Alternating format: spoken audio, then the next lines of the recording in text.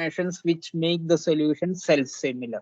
We have discussed the term self-similar, that is in one direction we make them when plotted in terms of non-dimensional parameters, the variations look identical.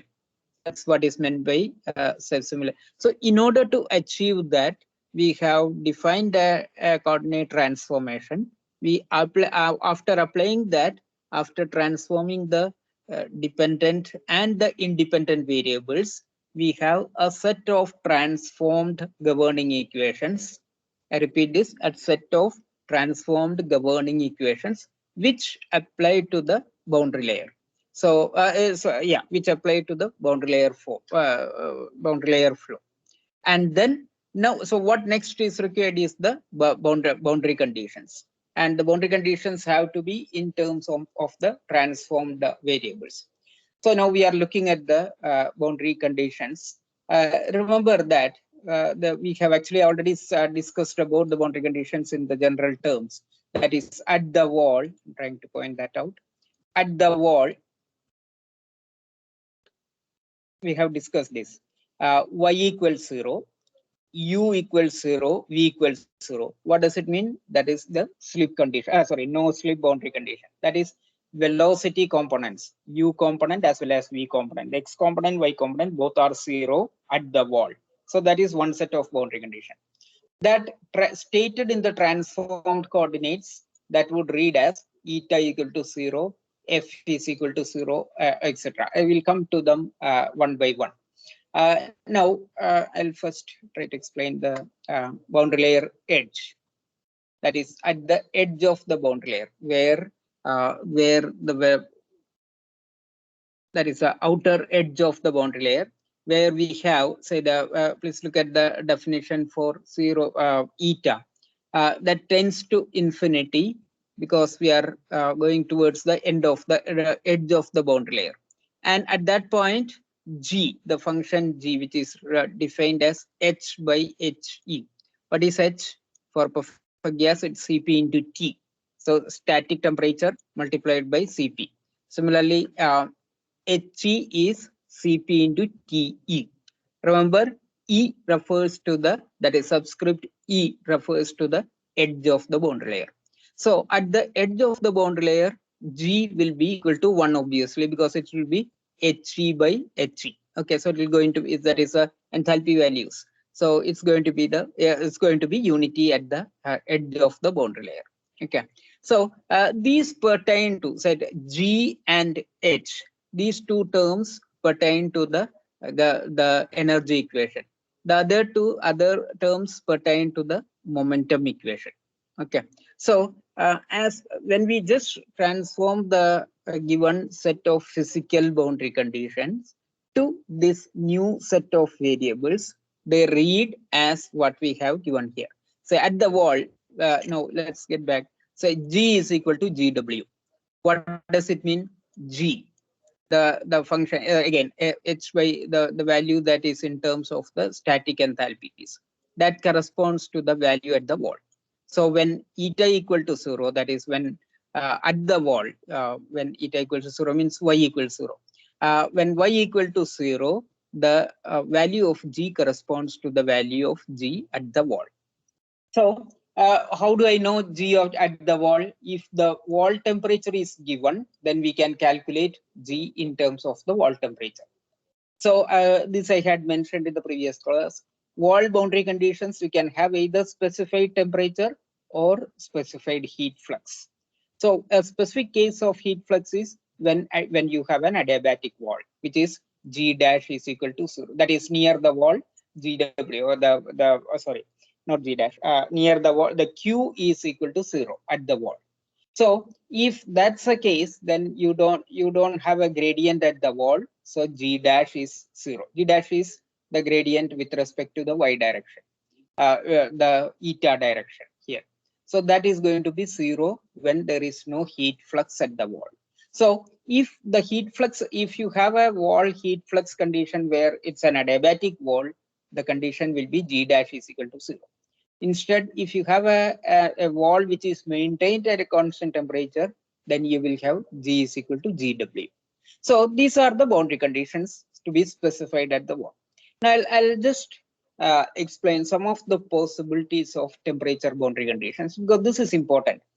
They are not as straightforward as the velocity conditions. Why is it so? Because in velocity conditions, we know that what you can expect at the stationary wall is zero velocity. So if the wall is stationary, then the velocity components u and w, u and v, the x component and y component, both of them are going to be zero at the wall. So u, w and vw are going to be zero, because that is the no slip condition. Whereas this is not the case with temperature. Temperature depends on, or rather, this is not the case with thermal boundary conditions, because thermal boundary conditions are not related to the relative movement. They are related to the temperature gradient. Okay, so you can have several situations.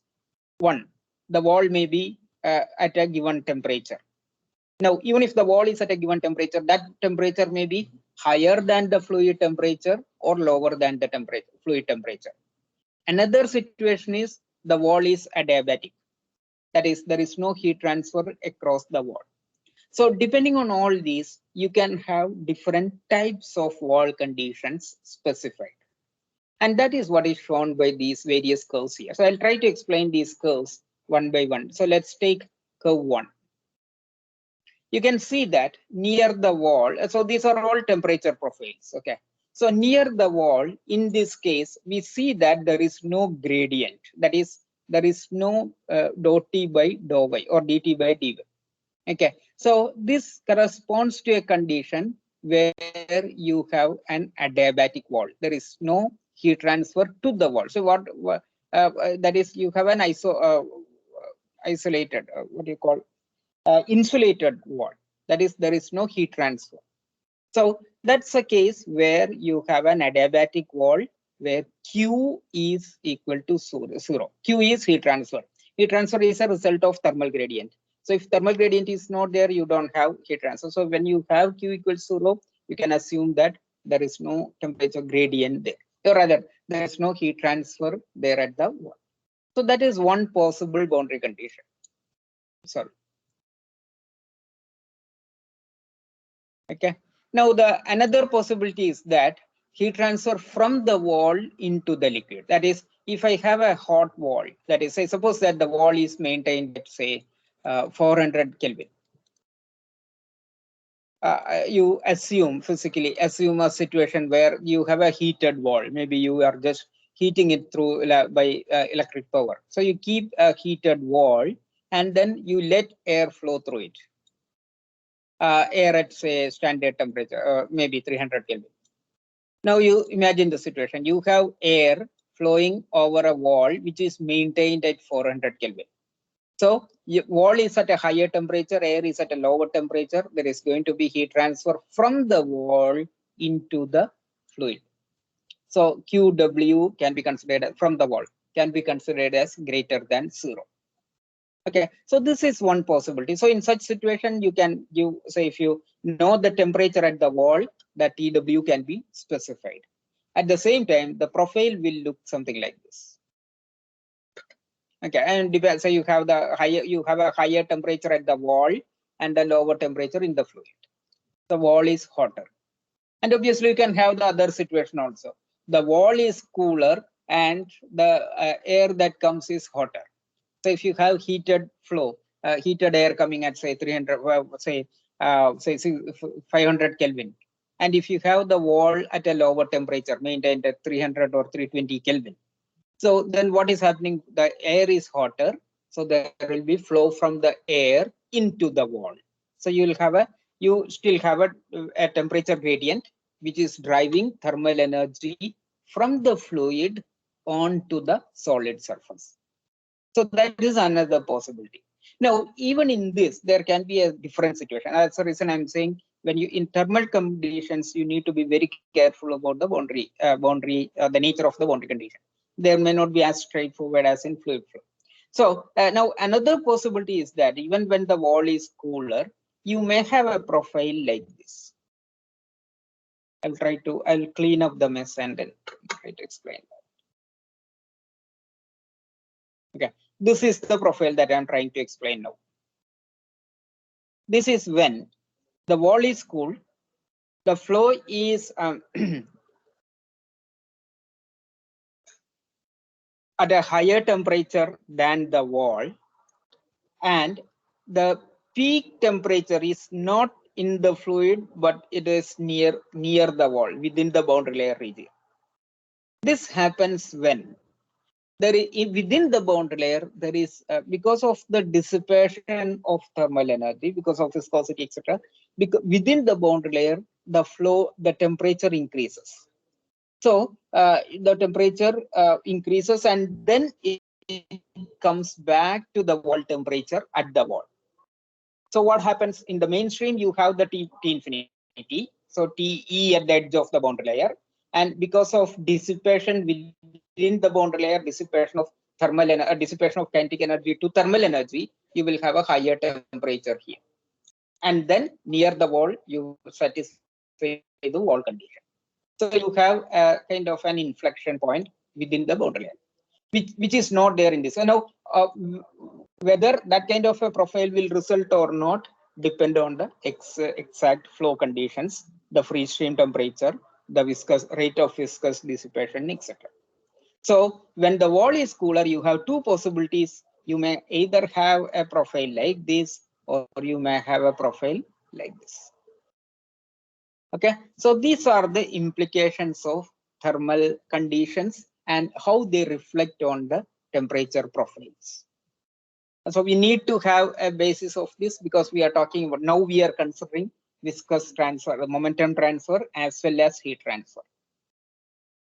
Okay, shall I move forward? If you have any questions about the boundary conditions, I can. Okay, now I'll try to, as I mentioned, I'll try to explain some of these concepts using results of CFD simulations. This inlet geometry I had shown earlier, you have a two ramp kind of inlet. So I'm just isolating the part which is the forebody of the inlet. So you can consider it as the forebody of a scramjet engine. I've just isolated the forebody alone, because that's only the physics that we are discussing is only relevant in that portion. So you see the green wall. So this is the green, the wall actually. This is the green line is the mesh which shows the, or the boundary which shows the wall of the outer boundary is, this is a free stream. So the one is a free stream. Now we are looking at the flow inside that, and we are going to look at it at different X locations. Say X1, X2, etc. X2, etc. So this is X direction. This is Y direction. Okay. Now let's see, look at the boundary conditions or the variation of temperature profiles. Okay. This is the situation where I mentioned the wall is cooler, but you have a temperature, higher temperature within the boundary layer. What I have plotted here is static temperature here on the X-axis, Y coordinate on the Y-axis. So when I say this, you remember the static temperature on the wall. Okay, for a given X location, the variation of static temperature with Y direction, Okay, so this here you see that in the free stream you have a temperature. As you come inside the boundary layer, it goes through an inflection point and then get back to the wall temperature, which in this case is said to be 300 Kelvin, 350 Kelvin. Okay, so this is wall temperature. This is the peak temperature within the boundary layer, and then you go to the free stream temperature. And this is similar to the profile that I explained here as curve 3, that inflection point and coming back to the wall temperature. Now, this is a zoomed in view of the temperature distribution for that. So what I have shown here is the temperature distribution. Okay, there you can see that near the wall, you have a lower temperature. That greenish is sort of in the middle range, say 494, 559, etc. As you can see in the color chart below. So the temperature here falls in that. whereas the near close to the wall you have a low temperature, and then you are getting back to the lower temperature at the freeze stream. So the temperature profile is, you have low temperature near the wall, you have a peak inside the boundary layer, and then you go back to the freeze stream temperature. Okay, so this is actually simulation result for that kind of a boundary condition. And this is the adiabatic wall. Remember what I mentioned here as the adiabatic wall, where you don't have a gradient at the wall. So the wall temperature, there is no heat transfer, there is no thermal energy flux at the wall. So you have a profile like this. And when you have that kind of a boundary condition, the resulting temperature profile looks like this. And I have the temperature contours here shown here. So you can see the difference. Now you have the wall has at a higher temperature. The flow near the wall has a high temperature, which is actually eventually close to the wall temperature. So you don't have a gradient here. Please note that you don't have a gradient here. Okay, as opposed to the previous case. So here you can see that there is a gradient near the wall. Okay, so there is no heat flux, and this is when you have an adiabatic wall. Okay, now we are actually moving to the flow over we have the set of boundary conditions which can be further, which are further simplified for flow over a flat plate, where the edge velocity is constant. The boundary layer, when it grows over a free stream, over a flat plate, the UE variation ceases to exist. That is, UE becomes constant along the x-axis, and thermally the temperature at the edge of the boundary layer becomes constant. So regardless of x, you will have the same TE everywhere. This happens for a flat plate because the surface doesn't have any boundary any pressure gradients in the x direction as well. So in such cases, UE will be constant, TE will be constant, density will be constant along the edge. Okay, what I'm saying is, it's not that everywhere they are constant. Along the edge of the boundary layer, they are constant. So rho E is the edge density. Okay, and when we are considering a wall with constant given specified temperature, or it could be the thermal conditions can be, as we discussed, either the specified gradient is either gradient is 0 or the wall is specified, wall temperature is specified. In such conditions, the x momentum equations gets simplified as this, and the energy equation gets simplified as this. These two equations which are shown here are the x momentum equation and the energy equation for boundary layer, for a boundary layer over a flat plate.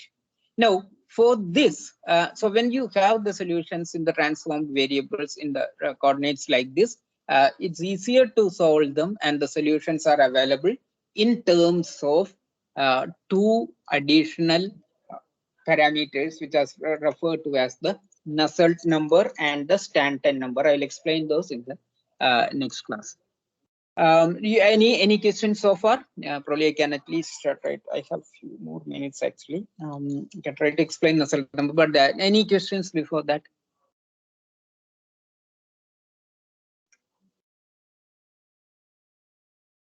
I'll just start mentioning about Nusselt number. Since it's a heat transfer related parameter, I would expect that you have not heard and you have probably not heard about Nusselt number. So I'll just assume you're new to it. So I'll try to explain that. Nusselt number, a very popular non-dimensional parameter in heat transfer, is used wherever there is convective heat transfer. Convective heat transfer, you know, that is the transfer where the thermal energy, mode of thermal energy transfer, which dominates when there is flow over a solid surface. So the flow because of convection. Okay. Now the definition of Nusselt number is that it represents that heat energy or the thermal energy transferred because of convection to conduction. So the ratio of thermal energy transfer by convection to the ratio of thermal energy transfer by conduction. So even when you have convection, there will be also partial conduction at the wall. So you have two things. You have convective heat transfer from the fluid to the wall. You may also have conductive heat transfer. The ratio of the two will determine which dominates. So obviously, when you have Nusselt number in the range of 1, it means that conduction, convection are almost of the same order. Okay, when you have high values for Nusselt number, it means that it's highly convective. The heat transfer is primarily by convection. So that's the importance of Nusselt number. So yes, I'll stop here. I'll stop here. You can you may please log on to AUMS and try to see whether the test is available, the quiz is available.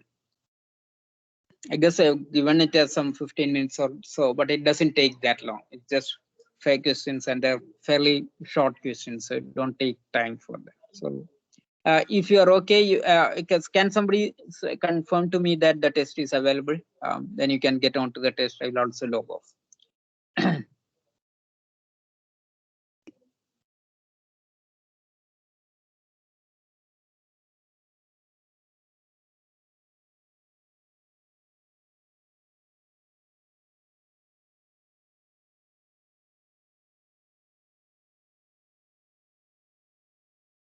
The time here on my computer reads 28. Yes, sir, so it's available.